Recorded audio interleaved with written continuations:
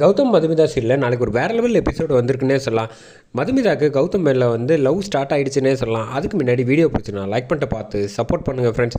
இந்த பக்கம் பாட்டியிலேருந்து எல்லோரும் புடவை எடுத்துக்கிட்டு இருக்காங்க.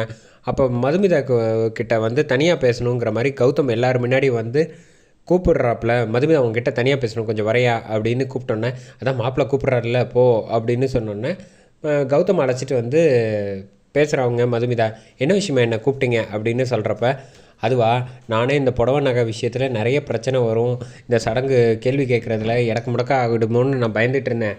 அதை நல்ல வேளை நீங்கள் வந்து நல்ல புத்திசாலித்தனமாக வந்து இந்த பிரச்சனை எல்லாத்தையும் சுமூகமாக தீர்த்துட்டீங்க, எனக்கு ரொம்ப தேங்க்ஸ் அப்படின்னு சொல்கிறாங்க. இதில் என்ன இருக்குது, என்னால் முடிஞ்சதை வந்து நான் செய்கிறேன் அப்படின்னு சொல்லிட்டு இந்த பக்கம் கௌதம் வந்து சரி நான் கிளம்புறேன் அப்படின்னு சொல்லிட்டு கௌதம் வந்து மதுமிதாவை பார்த்து லைட்டாக சிரிச்சுக்கிட்டே அப்படியே பின்னாடியே போயிட்டுருக்காப்புல. அதை பார்த்து மதுமிதா வந்து வெக்கப்பட்டுட்டு முதல் முறையாக வந்து கண்ணை தலை குனிஞ்சு அழகாக க்யூட்டாக ரியாக்ஷன் கொடுத்துருந்தாங்கன்னே சொல்லலாம். அதே சமயத்தில் இந்த பக்கம் ஜீவாவை வந்து தனியாக அழைச்சிட்டு வந்துடுறாங்க ரூமுக்கு. அழைச்சிட்டு வந்தோன்னா ஜீவாவை வந்து மாயா வந்து ஹக் பண்ணுறாங்க. ஜீவா டக்குன்னு தள்ளி விட்றான். ஏன் இப்படி பண்ணுற அப்படின்னோடனே, ஏன் என் மேலே உனக்கு பிரியமே கிடையாதா? பிரியெல்லாம் இருக்குது, ஆனால் மொத்தம் உன் அம்மா என் அம்மா எல்லோரும் வந்து வாசலில் வந்து எல்லோரும் நின்றுட்டு இருக்காங்க, நீ என்னென்னா ரூமுக்கு அழைச்சிட்டு வந்து இப்படி வந்து ரொமான்டிக்காக பேசிகிட்டு இருக்கியே அப்படின்னு கேட்டோன்னே, அவங்க மாட்டுக்கும் இருக்காங்க, நமக்கு தான் கல்யாணம் ஆக போகுதில்ல, யாரோ வந்து பார்த்தா என்ன பண்ண, ஒன்றும் சொல்ல போகிறதில்ல அப்படிங்க. என் அக்கா மாமாவுக்கு கூட தான் வந்து கல்யாணம் நடக்க போகுது, அதுக்காக அவங்க எப்படி இருக்காங்க, அவங்க வந்து வயசானவங்க, நம்ம வந்து யங் இல்லையா, யூத்து அப்படின்னு சொன்னோன்னா, எதுவாக இருந்தாலும் இடம் பொருள் ஏவல்னு ஒன்று இருக்குது அப்படின்னு சொல்லிட்டு மாயா வா, என் மேலே உனக்கு அன்பு இருந்தால் வான்னு கையை பிடிச்சி இழுத்துட்டு போயிடுறாங்க. இந்த பக்கம் மாயா வந்து கோவமாக கத்திட்டு அங்கேருந்து ஜீவா கூட போயிடுறாங்க. அப்போ தான் ஸ்னேகா வந்து ஃபோன் பண்ணி வந்து கரெக்டாக வந்து பேசுகிறாங்க கௌதம் கிட்ட. யார் பேசுகிறது அப்படின்னா செக்யூரிட்டி ஃபோன்லேருந்து வந்ததுனால, ஏன் இப்போ தேவையில்லாமல் யாரையும் உள்ளே விடாத அப்படின்னு சொல்கிறப்ப, என் பேரை கேட்டால் நீ தன்னால் பயப்படுவ அப்படின்னு, அப்படி யார் நீ அப்படின்னோடனே ஸ்னேகா அப்படின்னு சொன்னோன்னே, இப்போ தயவு செஞ்சு சொல்கிறேன் என் வாழ்க்கையில் தலையிடாத, என்னை பார்த்து பேசணுங்கிற வேலையை வச்சுக்கூடாது அப்படின்னு சொல்லிட்டு ஃபோனை வந்து கண்ணாப்பின்னான்னு திட்டிட்டு வச்சிடுறாங்க. வச்சதுக்கப்புறம் செக்யூரிட்டி வந்து கிளம்பி வந்து ஸ்னேகாவை போக சொல்லிடுறாங்க. போனதுக்கப்புறம் அடுத்த நாள் காலையில் வந்து லேப்டாப்பில் வந்து ஒர்க் பண்ணிகிட்ருக்காப்புல நம்ம கௌதம். கரெக்டாக வந்து சந்தோஷம் அபர்ணாவும் வராங்க. வந்தோடனே வந்து ஆமாம் என்ன விஷயமா பண்ணிகிட்டு இருக்க அப்படின்னோன்னா, இல்லை முக்கியமான ஒரு ஃபைல் பார்த்துக்கிட்டு இருக்கேன் அப்படின்னப்ப டக்குன்னு அபர்ணா வந்து லேப்டாப்பை வந்து மூடி விட்டுறாங்க.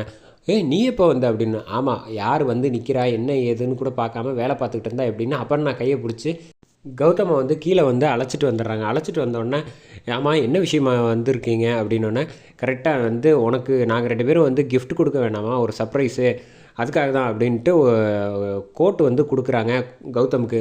போட்டுட்டு வா அப்படின்னு சொன்னோன்னே, இன்னும் பார்ட்டி ட்ரீட் எல்லாம் உனக்கு இருக்குது, ஹோட்டலுக்கு போகிறோம் அப்படின்னோன்னா, அப்படியா சரி நான் ரெடி ஆகிட்டு வரேன் அப்படின்னு சொல்லிட்டு கௌதம் உள்ளே போகிறாங்க. உள்ளே போயிட்டு வந்து பார்த்தா கௌதமால் வந்து அந்த ட்ரெஸ்ஸு வந்து போடவே முடியல. செம கோவமாக வந்து என்ன ட்ரெஸ் ஃபிட்டிங் இருக்குது, இது ஒன்றுமே சரியில்லை அப்படின்னு சொல்லிட்டு கோட்டை தூக்கி வந்து கொடுக்குறாங்க சந்தோஷ்கிட்ட. கொடுத்தோன்னே வந்து ஆமாம் ஃபிட்டிங்கெல்லாம் கரெக்டாக தானே இருக்கும், எப்படி மிஸ் ஆச்சு அப்படின்னோடனே கரெக்டாக வந்து டெய்லர் வந்து பார்க்குறாங்க கௌதமை. மேலேயும் கீழேயும் பார்த்துட்டு, சார் அது ஒன்றும் இல்லை, அவர் லைட்டாக கொஞ்சம் வெயிட் போட்டுட்டாப்புல அப்படின்னு கிண்டல் பண்ண ஆரம்பிச்சிடுறாங்க. என்னை பார்த்தா ஒன்று குண்டுன்னு சொல்கிறியா அப்படின்னு. சேச்சா அப்படிலாம் எதுவும் சொல்லலை சார், அப்போ 10 நாளில் நான் நல்லா சாப்பிட்ருக்கேன் அப்படின்னு சொல்லி சொல்கிறேன். சரி அதை டைரெக்டாக சொல்லிட வேண்டியதானே, அதான் இதுக்கு மேலே என்ன அப்படிங்கிறப்ப, நீங்கள் கொஞ்சம் போங்க இதை கொஞ்சம் ஆல்ட்ரு பண்ணி எடுத்துகிட்டு வாங்க அப்படின்னு சொல்லி அனுப்பிடுறாங்க. அனுப்புனதுக்கப்புறம் கௌதம் கிட்ட வந்து மறுபடியும் அபர்ணா வந்து சொல்கிறாங்க, இந்த மாதிரி நீ வந்து கொஞ்சம் வந்து அதிகமாக தான் வெயிட் போட்டுக்கிட்டு இருக்க, கொஞ்சம் கல்யாணத்துக்கு அப்புறமாவது குறை அப்படின்னு சொன்னோன்னே, அட்லீஸ்ட் கொஞ்சம் வந்து டயட்டை மெயின்டைன் பண்ணலாம்ல அப்படின்னு சொன்னோன்னே, டயட்டா அப்படின்னா என்ன, சாப்பாடை கண்ட்ரோல் பண்ணணும், அதெல்லாம் முடியாது, கல்யாணத்துக்காக யாராவது நல்லா சாப்பிடணும் நல்லா தூங்கணும், அப்போ தான் உடம்புக்கு நல்ல ஆரோக்கியம், அதை விட்டுட்டு நீங்கள் சொல்கிற மாதிரி பட்னியில் என்னால் கிடக்க முடியாது. நான் உன்னை பட்னி கிடக்க சொல்லலடா, சாப்பிட்றத வந்து கொஞ்சம் குறைச்சிக்க சொல்கிறேன் அப்படின்னா, எது இப்படி இருந்தாலும் என்னால் முடியாது அப்படின்னு கௌதம் வந்து சொல்லிடுறாங்க. அதே சமயத்தில் இந்த பக்கம் மதுமிதா வந்து அவங்க ஃப்ரெண்டு கூட வந்து சமைக்கிறதுக்கு வந்து அழைச்சிட்டு வந்திருக்காங்க. அழைச்சிட்டு வந்தோடனே மாப்பிள்ளை வீட்டில் கேட்டாங்கல்ல நான்வெஜ்ஜெல்லாம் சமைக்க தெரில அப்படின்னு சொல்லிட்டு, ஆமாம் அதுக்காக தான் உன்னை சமைக்கிறதுக்காக வர வச்சுருக்கேன் அப்படின்னோடனே, உனக்கு என்ன டவுட்னாலும் கேளு, நான்வெஜ் நான் நல்லா சமைப்பேன் அப்படின்னு சொன்னோன்னே, இதெல்லாம் வந்து சமைக்க தெரியாது அப்படின்னு சொன்னோன்னே, பரவாயில்ல நான் கற்றுக் கொடுக்குறேன், நீ முதல்ல வந்து கௌதமை எங்கே மீட் பண்ண அப்படின்னு சொல்லுன்னு எல்லோரும் கேட்குறாங்க. அப்போ வந்து அவர் வந்து பெரிய பிஸ்னஸ்மேன், இதெல்லாம் ஊருக்கே தெரியும், நீங்கள் 2 பேரும் எப்படி மீட் பண்ணீங்க அப்படின்னு சொல்கிறாங்க. அந்த பக்கம் எதுவும் லைட்டாக பேசி சமாளிச்சுட்டு நீயே எனக்கு பேசாமல் அவருக்கு சமைச்சு கொடுத்துற, எனக்கு இதெல்லாம் சரியாக வராதுன்னு அங்கேருந்து மதுமிதா பயந்துட்டு ஓடிடுறாங்க சமைக்க முடியாமல். அதே சமயத்தில் இந்த பக்கம் வந்து நம்ம ஜீவா வந்து சர்ப்ரைஸாக வந்து போயிருக்காங்க மாயாவோட ஆஃபீஸ்க்கு. போய் பார்த்தா என்ன திடீர்னு வந்திருக்க, அவங்க ஆல்ரெடி வேலை செய்கிறதுல வந்து பிரச்சனையாக இருக்குன்னு டென்ஷனில் இருக்காங்க, டிசைன் சரியாக வரல அப்படின்ட்டு.